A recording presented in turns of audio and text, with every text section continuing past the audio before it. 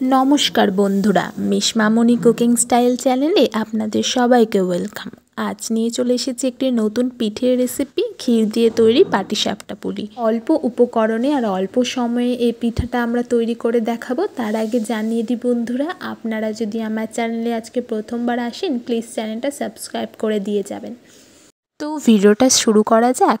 तो आमी एखाने एकटा खाली बाटी निये निয়েছি और एर मध्य दिए दिচ্ছি लाल गमेर आटा। आमी एखाने 1.5 ग्लासेर मतो छोटो ग्लासे लाल गमेर आटागुलो यूज करेছি और दिए दिচ্ছি स्वाद अनुयायी अल्प परिमाणे लवण और किछुटा परिमाणे चिनी। चिनिटा दिले मिष्टि मिष्टि लागे किन्तु बेशी चिनी देबे ना, ताहले सेटे जाबे।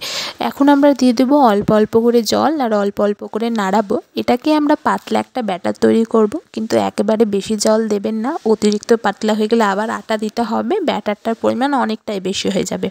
ताई आपनारा যতটা বানাতে চান ততটাই করবেন, তাই অল্প অল্প করে জল দিয়ে স্টার্ট করবেন।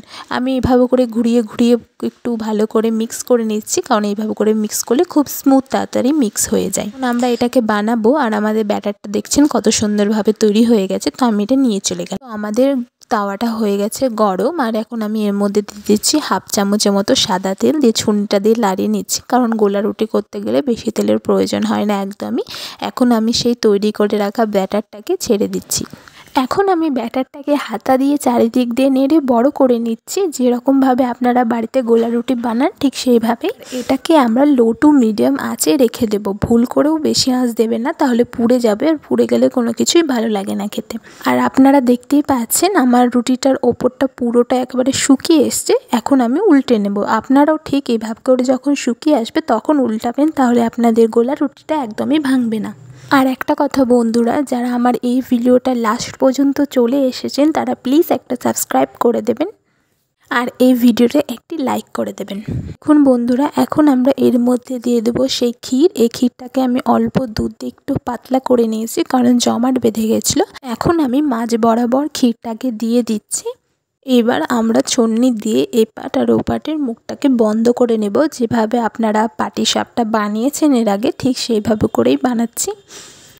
এখন আমরা এর মুখটাকে বন্ধ করে নেব আর এপিট ওপিট একটু সামান্য আঁচ দিয়ে ভেজে নেব, তারপর আমরা একটি পাত্রে তুলে নেব। এইভাবে করে আমি আরও একটা পাটিসাপটা বানিয়ে দিয়েছি। সেম একইভাবে আমি সামান্য কিছুটা ব্যাটার দিয়েছি, দিয়ে একটু বড় করে নিয়ে শুকনো হওয়া পর্যন্ত রেখে দেব, তারপর উল্টে পাল্টে ক্ষীরটা দিয়ে বন্ধ করে নেব। আর এইভাবে করেই আমার সবগুলো পাটিসাপটা আমার ভাজা হয়ে গিয়েছে। তো দেখতে পাচ্ছেন বন্ধুরা, আমার সবগুলো পাটিসাপটা ভাজা হয়ে গিয়েছে আর আমি মাঝখান দিয়ে ছুরি দিয়ে পাটিসাপটাকে দুটো ভাগে ভাগ করে নিয়েছি। ভিতরটা আপনারা দেখছেন কত সুন্দর ক্ষীরটা দেখা যাচ্ছে। আমি ক্ষীরের মধ্যে অল্প পরিমাণে চিনি দিয়েছিলাম। এখন আমি এই গরম দুধটা সম্পূর্ণ পাটিসাপটার ওপর দিয়ে দিচ্ছি আর এইভাবে করেই আমাদের ক্ষীর দিয়ে তৈরি পাটিসাপটা পুলি একদম তৈরি। তো বন্ধুরা, আপনাদের রেসিপিটা কেমন লেগেছে অবশ্যই আমাকে একটি কমেন্ট সেকশনে জানাবেন। চ্যানেলে প্রথম হয়ে আসলেন চ্যানেলটিকে সাবস্ক্রাইব করে দেবেন আর ভিডিওটিতে একটি লাইক করে দেবেন। দেখা হচ্ছে পরবর্তী কোনো ভিডিওর সাথে।